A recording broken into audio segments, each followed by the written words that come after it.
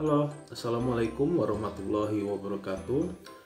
Kembali lagi dengan saya Ilham Muklisin, dosen kalian di mata kuliah penyuluhan pertanian. Apa kabarnya? Baik-baik saja ya, semua sehat semua sekeluarga. Semoga kita semua diberi kesehatan, kebahagiaan, sehingga kita bisa menjalani semua aktivitas.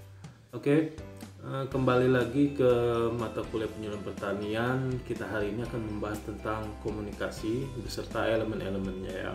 Oke, kita mulai. Let's go. Oke, ini daftar isinya ya. Kita akan memulai dengan pengertian komunikasi hingga pada akhirnya kita akan membahas tentang elemennya satu persatu. Oke, seperti biasa saya akan mulai dengan apa ya?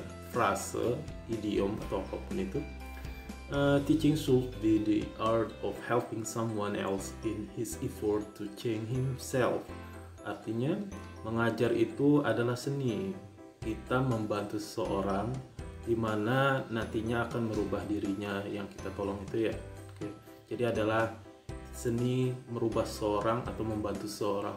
Oke.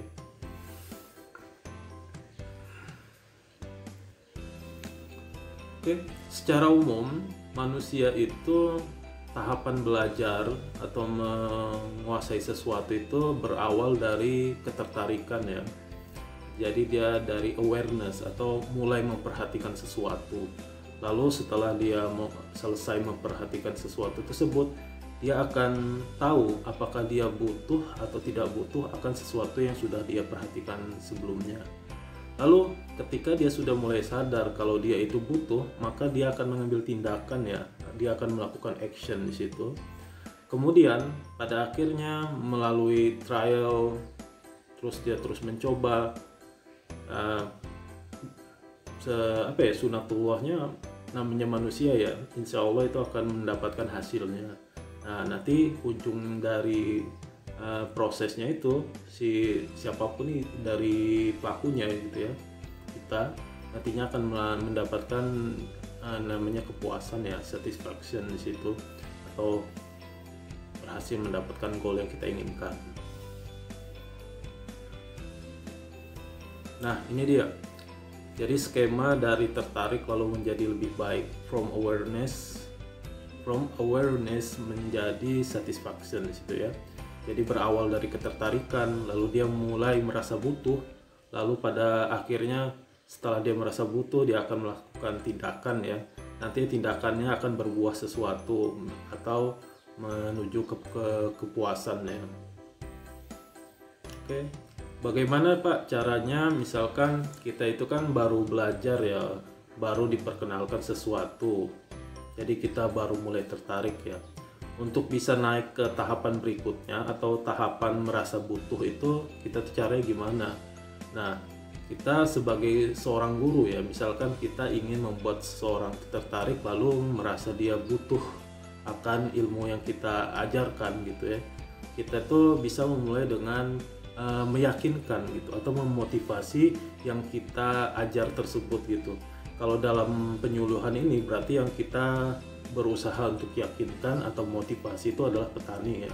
Jadi kita yakinkan, kita beri motivasi ke petaninya, nantinya pertama dia akan tertarik, lalu dia kemudian akan merasa oh ternyata itu sesuatu yang dia butuhkan gitu kan. Lalu bagaimana Pak setelah butuh? Itu masih belum cukup ya. Jadi orang setelah merasa butuh belum tentu dia mau melakukan tahapan berikutnya, yaitu tindakan ya. Oke. Jadi tidak hanya memotivasi, kita juga harus mendukung mereka untuk mulai action ya. Kita harus mensupport mereka. Nah, biasanya penyuluh atau seorang pengajar itu dia sudah merasa puas ketika dia ada di tahapan kedua itu ya, yang warna ungu itu ya. Dia ketika petani sudah tertarik, terus merasa oh ini penting kayaknya. Tapi sudah stop dia di situ. Dia nggak ada follow up ke tahapan berikutnya yaitu action ya. Nah, seorang penyuluh yang baik dia tidak akan berhenti di tahapan kedua itu, tapi dia akan sampai ke tahapan yang terakhir itu ya, sampai benar-benar cita-citanya itu tercapai gitu kan.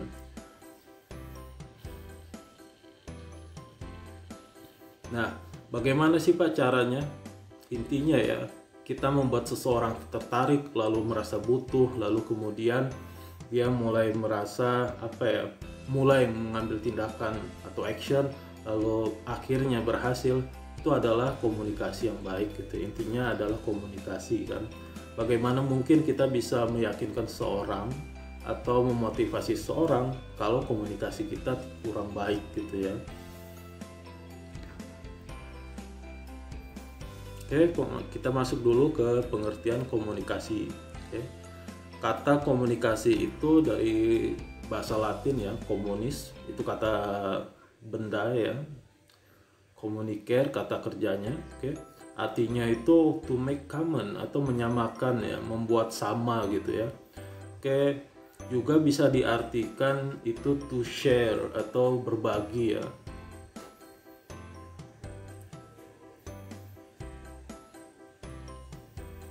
Nah, kalau pengertian komunikasinya itu kira-kira apa? Nah, banyak sekali ya definisi komunikasi. Kita bisa bikin definisi kita sendiri ya. Tidak harus kata textbook atau kata seseorang tokoh gitu ya. Pada dasarnya kita setiap hari sejak kita mulai bisa berkata-kata gitu ya, dari kita bayi itu kita sudah melakukan apa yang kita sebut dengan komunikasi ya. Jadi kita sering melakukannya, kita bisa merasakannya, tapi terkadang ya kalau sekedar bahasa akademik kita jangan terkecoh ya. Pada dasarnya kita bisa bikin definisi kita sendiri ya. Banyak sekali, salah satunya ada transfer ide, lalu membangkitkan ketertarikan atau cara mempengaruhi orang lain dan lain-lain. Nah, kalau pengertian komunikasi yang saya pilih itu adalah pertukaran pesan antar orang di mana ada pihak yang berperan sebagai pengirim dan sebagai penerima pesan. Bagaimana menurut kalian? Kalian setuju?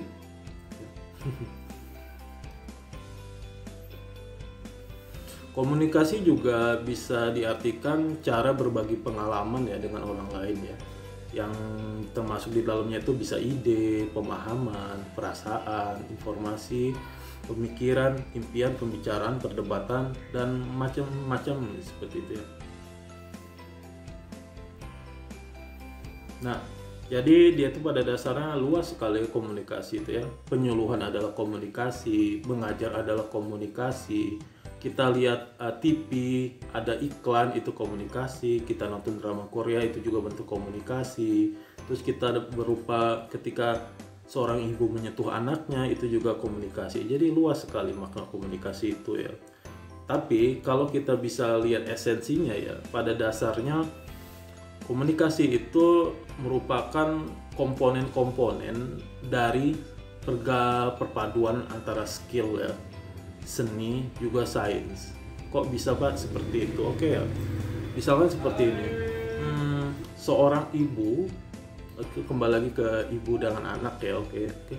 Seorang ibu tentunya cara dia menyentuh anaknya, membelai anaknya akan berbeda ya. Misalkan orang lain gitu atau si ayahnya gitu, ayahnya menyentuh bayi itu akan berbeda caranya dengan si ibu gitu, antara ibu dengan anaknya gitu kan.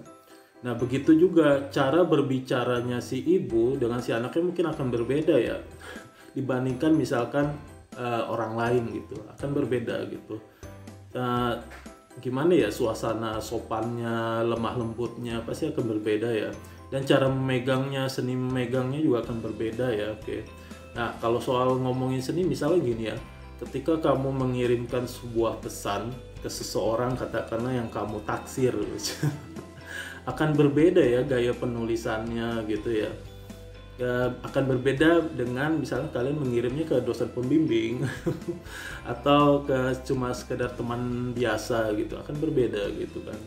Dan dia juga mengandung elemen sains di situ kan, ilmu pengetahuan misalkan gitu. Misalkan kamu mengirim teks WA ya, chat ya, di dalamnya kan berarti kan kamu sudah menggunakan teknologi ya di situ ya. Juga cara kamu menulis pada dasarnya itu kan kamu sudah menerapkan ilmu pengetahuan yang kamu dapatkan sejak SD gitu ya, bagaimana cara menulis gitu kan, bagaimana bentuk kosakata yang baik. Jadi itulah komponen-komponen yang membentuk dari komunikasi tersebut. Nah, Intinya apa? Komunikasi itu adalah kehidupan. Semua kegiatan kita ya, dari kita baru dilahirkan sampai kita masuk ke liang kubur, itu semua apa sih ada ya, aspek komunikasinya ya. Oke, kalian makan ada komunikasinya. Misalkan kamu bagaimana cara kamu memesannya gitu ya. Atau ketika kamu melihat makanannya itu kamu sudah bisa melihat tuh walaupun kamu belum mencicipi gitu ya. Wah, ini sepertinya rasanya enak. Nah, makanan yang kamu lihat itu sebagai sesuatu yang enak itu pada dasarnya komunikasi ya. Jadi ada pesan yang tersirat gitu ya dari si makanan kalau mencitrakan kalau dia itu adalah sesuatu yang enak. Lalu ditangkap sama panca indramu, lalu jadilah pemikiranmu. Itu adalah salah satu contohnya ya. Itu dalam sisi kecil seperti makanan ya, belum yang hal lain ya, segala macam yang komunikasi kamu dengan guru, cara kamu membaca, cara kamu menulis, itu banyak sekali yang seperti itu ya, lebih dari itu. Oke, jadi komunikasi itu adalah alat bertahan hidup ya. Adakah dari kita yang bisa bertahan hidup tanpa berkomunikasi? Itu akan sulit ya. Katakanlah kamu misalkan tinggal di hutan sekalipun, maka komunikasi itu adalah bertahan hidup. Kok bisa Pak? Kan tidak ada manusia lain. Oke, misalkan kamu harus tinggal sendirian di hutan, lalu kamu harus berburu ya untuk mencari makanan, maka kamu akan berusaha mengenali ya kondisi lingkunganmu ya. Bagaimana ciri-ciri tempat yang banyak hewan-hewan yang bisa kamu buru gitu, bagaimana mengenali tapak jejak binatang ya segala macam, lalu bagaimana mengenali lingkungan, misalkan bagaimana ciri-ciri misalkan mau turun hujan seperti itu contohnya misalkan yang mungkin jauh dari masuk akal kita ya, tapi artinya apa, dalam kehidupan komunikasi adalah sesuatu yang vital gitu, alat bertahan hidup ya. Kalau untuk orang kota atau manusia normal ya, komunikasi ya alat untuk mencari nafkah ya. Kita bekerja dimanapun pasti ada komunikasinya. Kira-kira seperti itu, paham ya?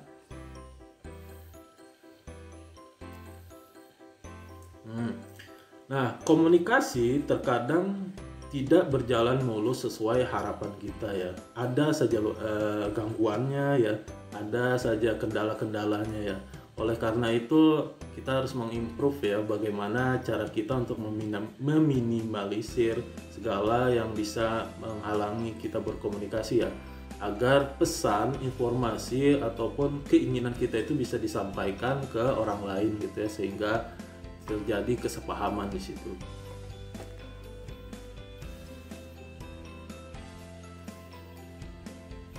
Fungsi-fungsi komunikasi ya. Komunikasi itu berfungsi sebagai alat untuk membagi informasi, jelas ya kalau soal ini ya. Oke. Lalu dia digunakan untuk pendidikan ya dan pelatihan ya, education and training di situ. Adakah pendidikan atau training yang tanpa komunikasi? Saya rasa tidak. Bahkan ketika kamu belajar pasif pun dengan cara membaca buku ya, itu kan ada komunikasinya walaupun secara tidak langsung ya. Kamu membaca tulisan itu ditulis oleh seorang penulis yang kamu mungkin belum pernah bertemu atau tidak tahu dia di mana ya. Tapi kan ada informasi yang ingin dia sampaikan ke kamu, dan dengan cara kamu membacanya, kamu bisa menangkap informasi yang penulis berikan. Alat untuk bersosialisasi, ya, adakah yang bersosialisasi tanpa komunikasi? Saya rasa tidak ya. Apakah ada yang berbicara dengan tembok? Tidak ada ya, oke. Alhamdulillah masih sehat. Untuk hiburan, ya, hiburan adalah salah satu bentuk komunikasi ya. Jadi salah satu fungsi dari komunikasi bisa dimanfaatkan untuk hiburan ya. Lalu untuk memotivasi, ya, untuk memotivasi siapa ya? Ada yang lagi galau mungkin, tiba-tiba ada yang mendekati, lalu memberi masukan, memberi dukungan, tiba-tiba nyaman. Modus ya, modus. Oke, untuk persuasi ya, untuk menarik perhatian segala macam ya. Lalu untuk melestarikan budaya Jadi kira-kira fungsi-fungsi komunikasi kalau kita bilah-bilah ya seperti inilah. Setidaknya ada